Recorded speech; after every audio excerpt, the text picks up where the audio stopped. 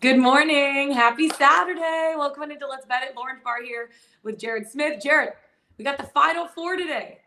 How are we feeling? I feel like we've been talking about this now for 5 days, which we have, and it's finally here. It is. Couple things right off the top. First of all, this is going to be an epic Final Four, I think. I just saw a stat. Jay Billis just put this out. The Sweet 16 was the lowest scoring Sweet 16 in 7 years. Crazy. The Elite Eight only had 2 teams reach 70, and 4 teams scored 50 or less. Translation: the last week of the tournament, the Sweet 16 Elite Eight was kind of a dud.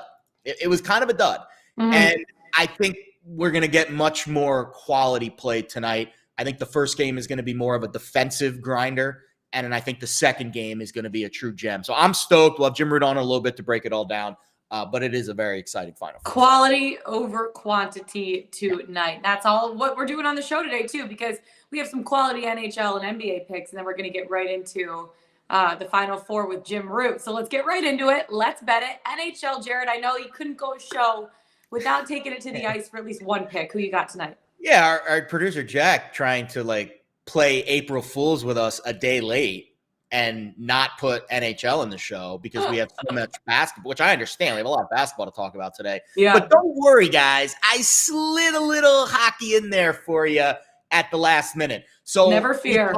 Never fear. We've talked about this Flames team a lot, and they're at home tonight against the Blues. And sadly, the Blues eliminated the Oilers in tough regulation fashion last night. The Oilers did win in overtime, but that did not help your bet, sadly. But the good news is the Oilers and the Blues, just like when I bring my dog to the park and I'm trying to get him to go to sleep, they were running around like crazy last night, tiring each other out. Now, St. Louis has to travel to Calgary tonight, and they catch what I think is a very upset, pissed-off Flames team that's dropped 2 straight at home. They were one of the best home teams in the league. They've only scored 3 goals over their last 2 games, and this is a team that was averaging almost 5 goals in their prior 6. So a little bit of a buy low spot on Calgary and a little bit of a sell high spot, not really sell high, but a little bit of a sell spot on the Blues after their game went to overtime last night in Edmonton. Now they got to go to Calgary and face a pissed-off Flames team tonight. So we're going to go Flames 3-way money line, laying 45 cents. It's over at DraftKings. That's all I've got for you on the ice tonight. I know the Ice Cats play in a few hours. I wouldn't mind betting them either against the Devils, but I stayed away from that one. Yeah, honestly, at that point, there's no value. The Devils just aren't very good, and the Ice Cats are really good. So at that point, you're not getting enough value in the money that you're laying down on the Ice Cats to be able to, I don't know. It's tough for me whenever I bet hockey. And I don't know if you do the same thing, Jared. I always try to just look at teams that are kind of similar because I feel just in terms of value, you get a little bit more because when you're betting really good teams playing really bad teams, it's tough for me to do that when you're laying when it's minus 200, minus 250, even for the Avs. Remember there was one game it was minus 600 and we're okay, insane. Why would you even bet that at that point? You don't. You're just betting it just to say hey, you want to win something, but you're not even winning anything. So I don't know. But yeah, that's a good one. Calgary Flames, red hot. You love them. You have a futures bet on them for the Stanley Cup. You love them coming out of the West. We're having a little challenge between the two of us, between the Avs and the Flames. We'll see how Avs were good in the game against them last week.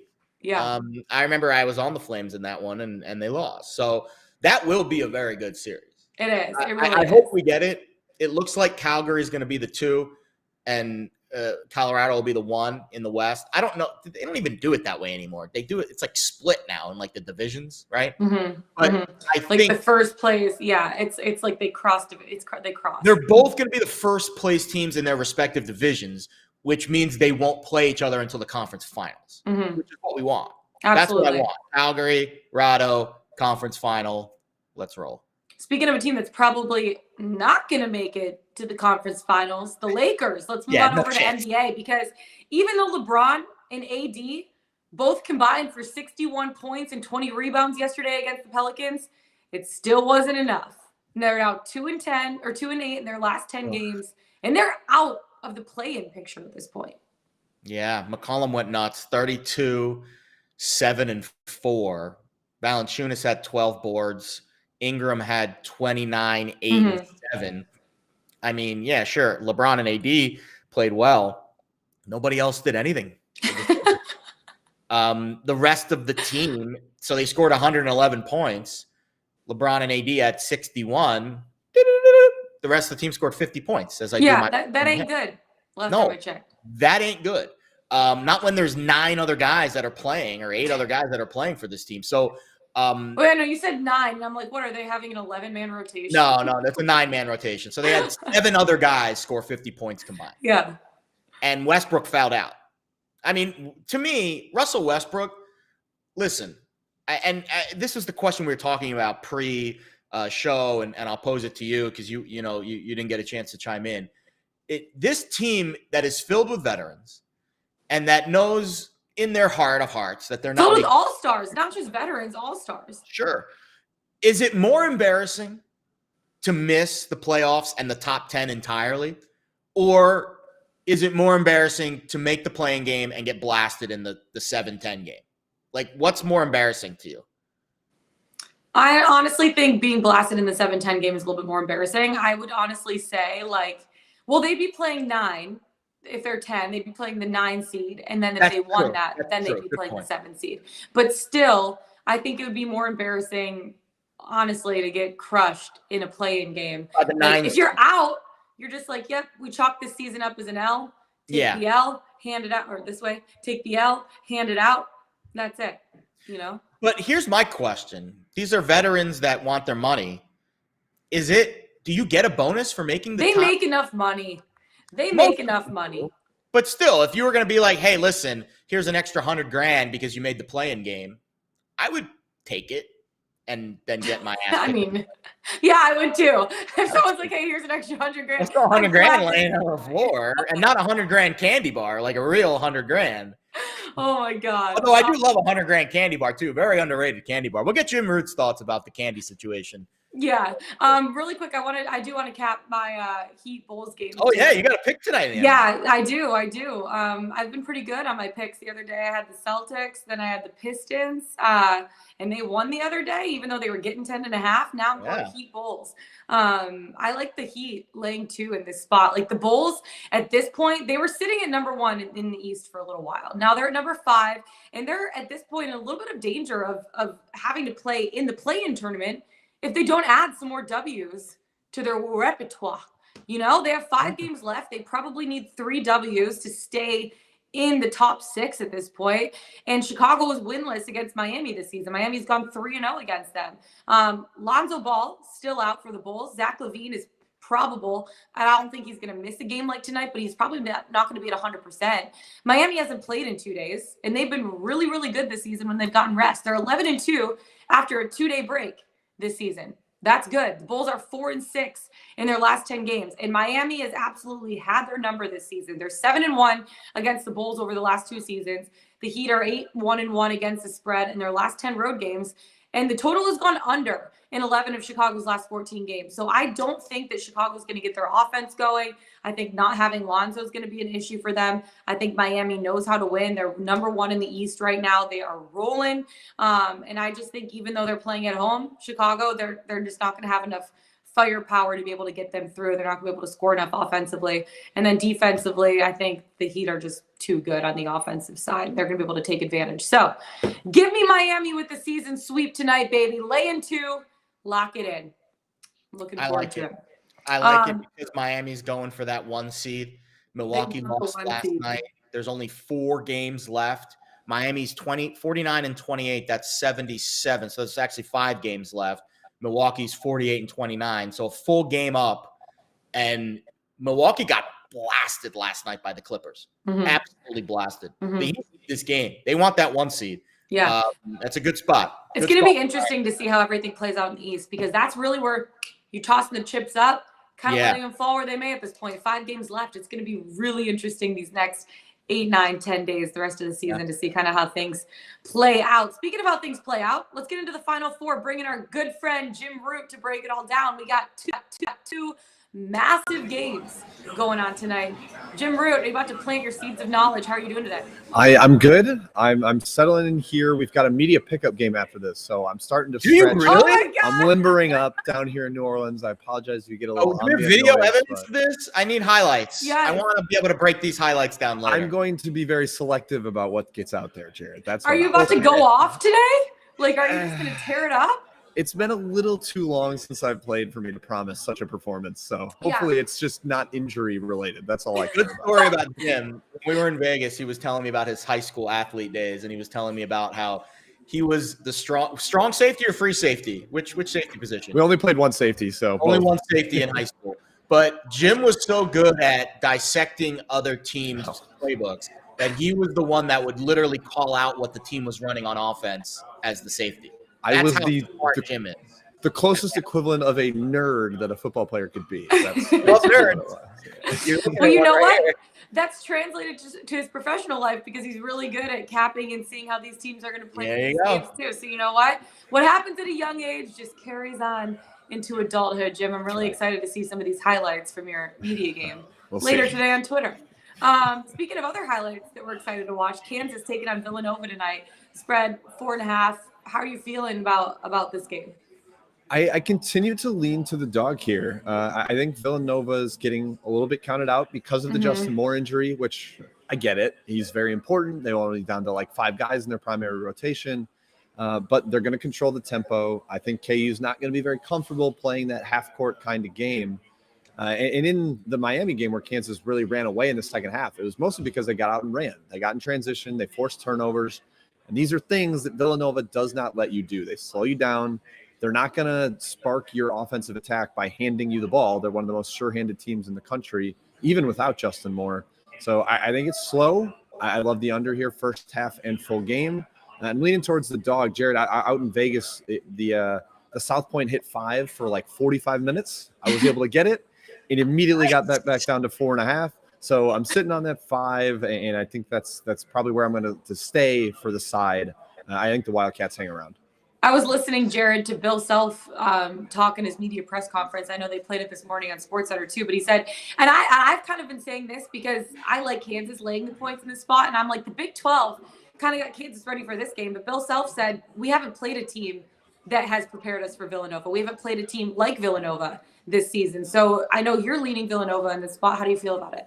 I would say more leaning. I think as the week goes on and the money continues to pile up on Kansas, and we haven't seen, again, that move at South Point. Is that where it was, Jim? Yep. Very briefly touched 5. Yeah. And to me, it reminds me of an NFL game with a lot of public hype. And eventually the handle builds because we have the whole week to bet these games. And the line moves just a hair, and then it gets bought back down immediately. That is a very strong indicator of where the sharp money and where the experts believe that the right side of this game is. Does that mean that Villanova is going to cover? Absolutely not. Sharps lose all the time. Public wins all the time. But then you get into the meat and potatoes of this game. It's Kansas and their offense trying to solve what has been the toughest defense to solve in this entire tournament. They held Houston to 44 points. Houston has been rolling. Houston ran up and down on Arizona, who is an incredible team, and they made it look easy. And then they faced Nova a couple days later, and it literally looks like they're a junior varsity team on offense. And I think that just speaks to how tough and how gritty this Nova defense is. And that was only with 24 hours to prepare. Now they get a full week to prepare. Yes, the Justin Moore injury matters. I don't want to take anything away from that. But I think this is a Nova team that is built for this game. And I don't fully trust Bill Self in Kansas. That game against Texas still sticks out in my head. It was a tough game against a good defense in a hostile environment, and they blew a 7-point lead with a minute left because they couldn't make free throws and they couldn't hang on to the ball. Nova makes their free throws and they don't turn it over. And if you're going to give me 4.5 points plus all of those other things, better defense, makes free throws, doesn't turn it over, more experienced team. I mean, it's wink, wink, my favorite play of the day.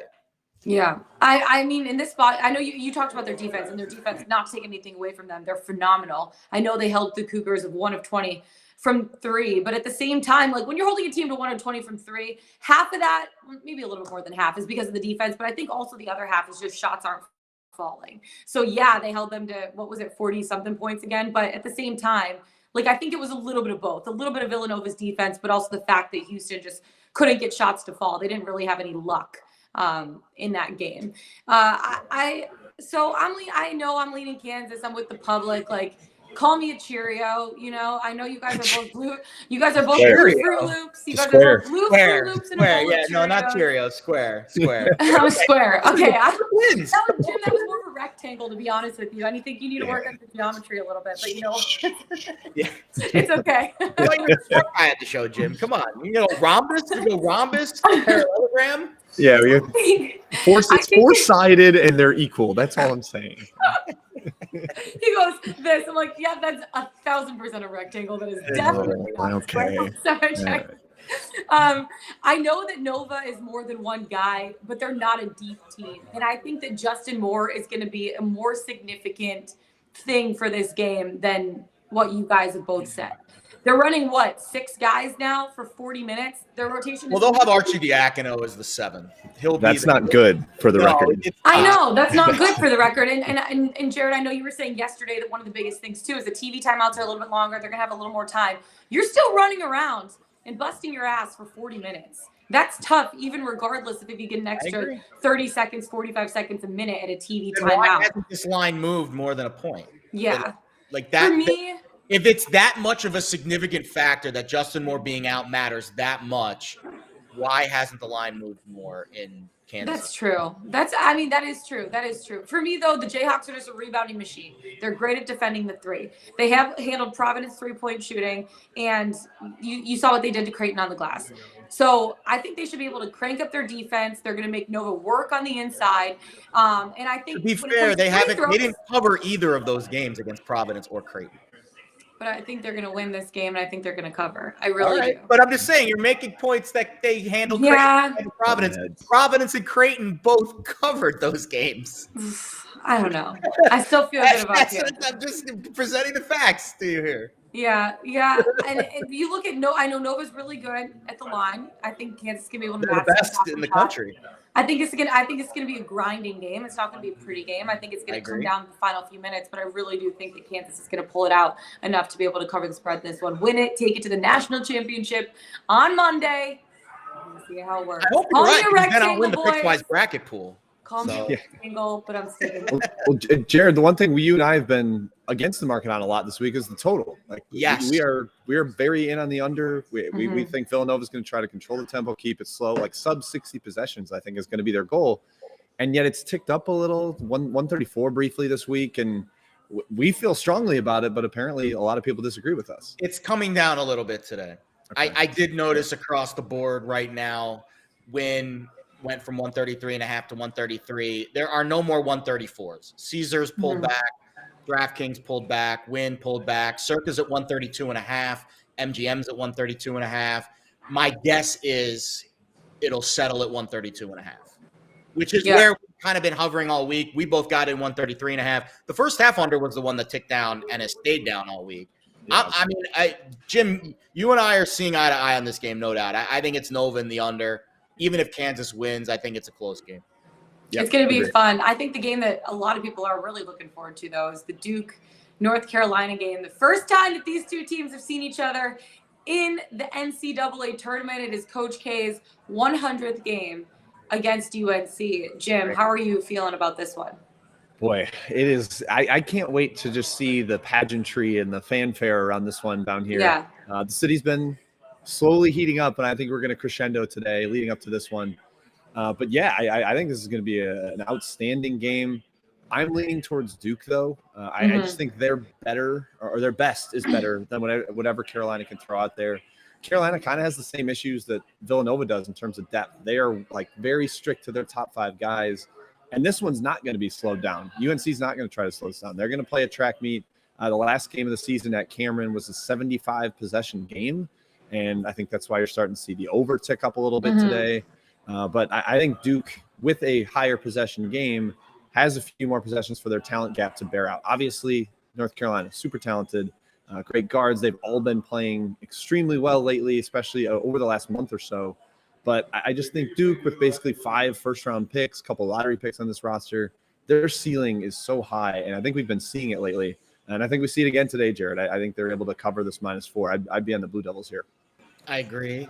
Here's how I don't have a big, strong opinion on this game. I think Duke wins. I think they come out strong. Mm-hmm. And will they cover? Probably. I'm not betting that. The only bet that I have for this game is a same game parlay. Duke first half money line, Duke full game money line. It pays out even money at Bet365. Safe, simple, secure. I think Duke comes out strong, and I think they close out strong too. In terms of the handicap for the game, I think the rebounding edge is going to be huge. Look to see if a team is struggling to, attack the glass. Look to see if Duke has a plan to keep Baycott in check, and if they can keep Manic from shooting threes. Because their big men are very unique, UNC. They have one big man who's like your legit big man, 5, gets in the middle, eats up the paint, grabs rebounds, and then they've got their stretch big and Manic who can kind of play inside and out. Tough, and they've both been uber dynamic in this tournament, both in the middle and on the outside. Caleb Love's been fantastic too. UNC's dangerous right now. UNC is a dangerous team, and they're playing with a lot of confidence. And they've already beaten Duke this year on their home floor. But I think Duke gets them back in this spot. So this is, of the 2 games, my betting, favorite is the first game. This game is more of a viewing favorite. I'm going to have my popcorn, and I can't wait to watch this one play out. I do think Duke wins, and I'll be honest, I'll take it a step further. I think if it's Duke-Nova, I think Duke cuts down the nets. If it's Duke-Kansas, I think Kansas cuts down the nets. If Kansas can get past... Bold statements, Jared. Bold statements coming from you. I look at UNC in this spot, and I've loved watching them on this run. I really have. I think their journey ends tonight. I know that they've been shooting the 3 ball extremely well. The 3's been coming in bunches for them. They also have been crushing teams on the boards. I think they're a plus 46 in rebounding margin for the entire tournament, which is amazing. Combine that with hitting 34 threes in their first 3 games.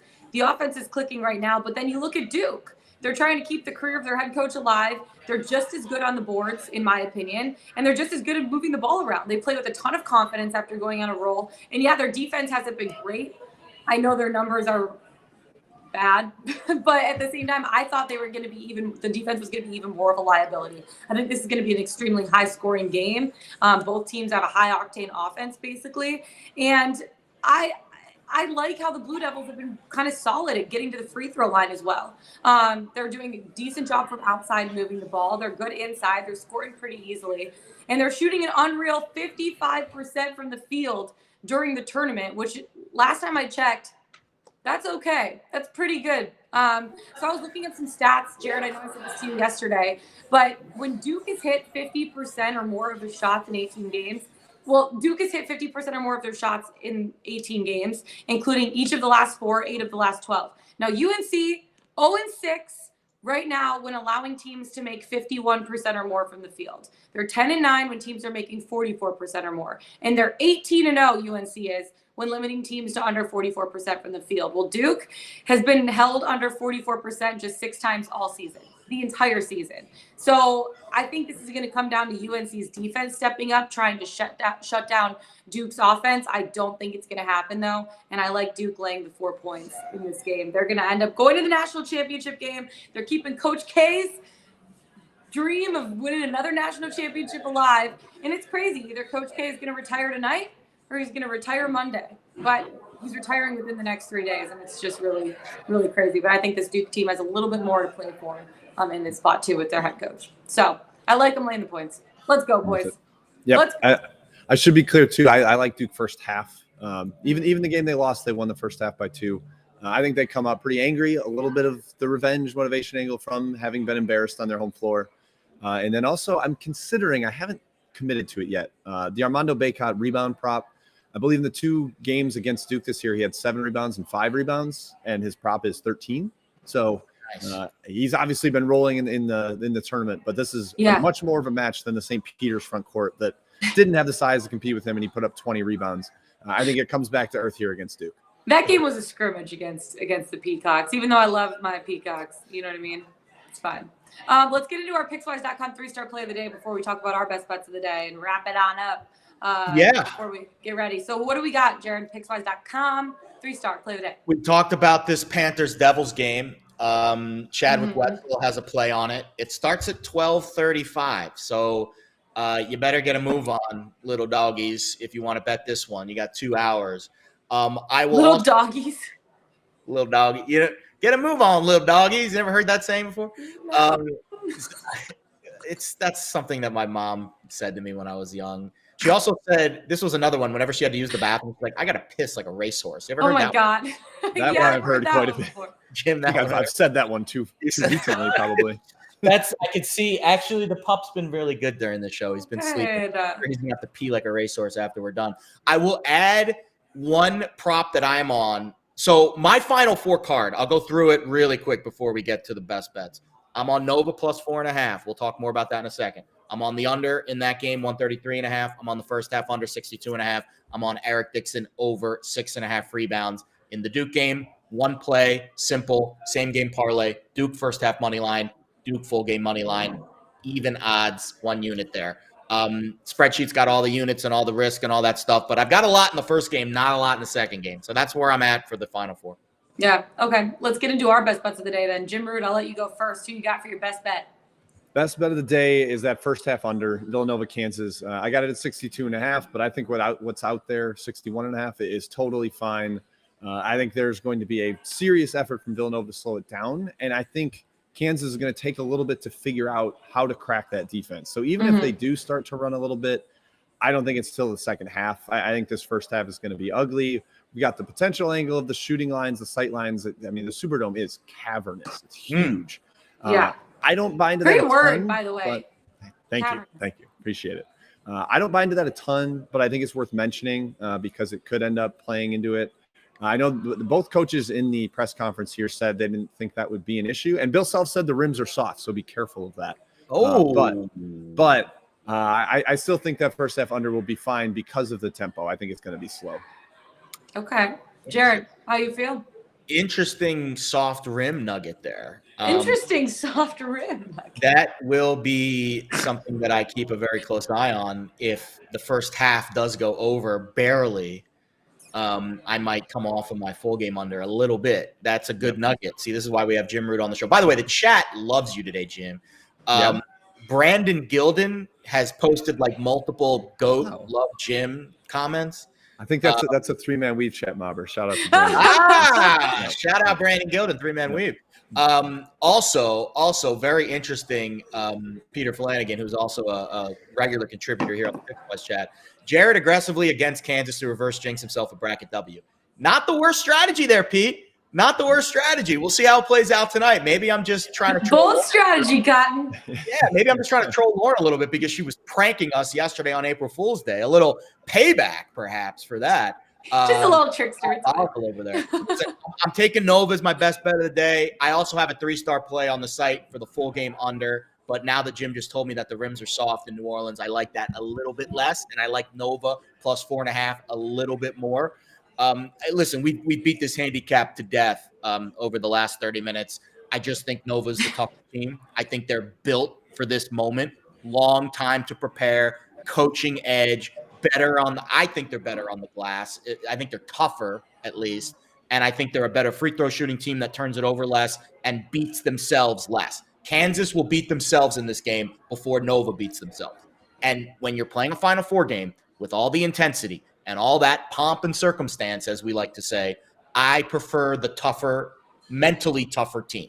And I think that's Nova. And I'm catching 4.5 points. And I get to fade the public. And I get Jay Wright over Bill Self. And you might be reverse jinxing yourself in terms of our Pickswise bracket. And I'm reverse jinxing myself for my Pickswise bracket pool. All of the stars are aligned on Nova plus 4.5 tonight. Okay. We'll see how that works out for you. We'll see how it works out for you. My best bet of the day. I like Duke laying the 4 points in this spot. Like I was saying, there's a lot of different things that are lining up for me in this spot. It's Coach K's 100th game against UNC. It just makes sense for him to win it. It's the first time these two teams have played in the NCAA tournament, so it's going to be a really, really good game. Coach K, they want to keep his career alive for at least 48 more hours.